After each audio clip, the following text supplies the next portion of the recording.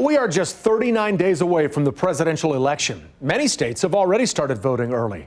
We've talked a lot about what's being done to keep voters safe, but what about poll workers? KCTV5's Betsy Webster is live outside of the Kansas City Election Board headquarters at Union Station. Betsy, I know you talked with a local health expert and election official about what puts poll workers in a whole different category.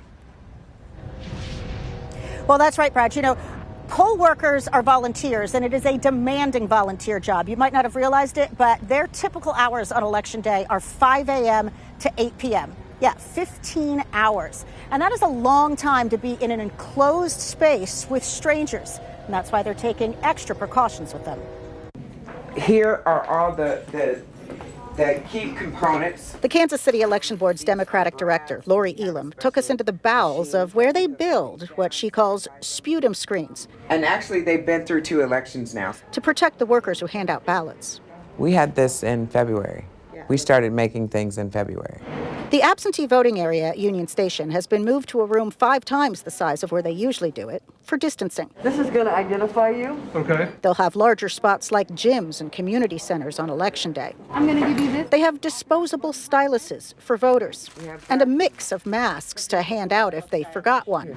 But here's the thing.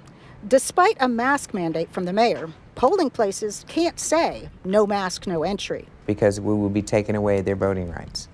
And there's nothing written in the election laws about pandemics, so this is uncharted territory. My concerns. We talked to Dr. Rex Archer, the director of the Kansas City, Missouri Health Department, about his concerns for poll workers. I'm actually going to be recommending that poll workers, particularly if they're going to have people for any period of time in front of them, that in addition to wearing the mask, they actually have a face shield. It feels better. Elam says they have various versions of those, too, for the workers who aren't behind the vinyl screens, though she can't force them to wear one. We've gone that route before you ever said it.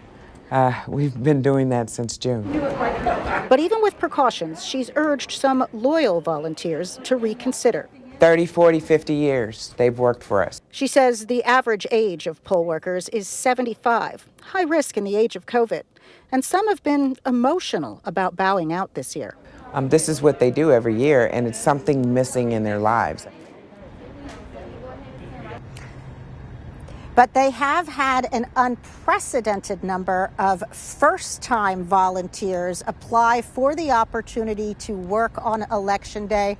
By her estimate, about 2,500 applications so far. Live in Kansas City, Missouri, Betsy Webster, KCTV5 News.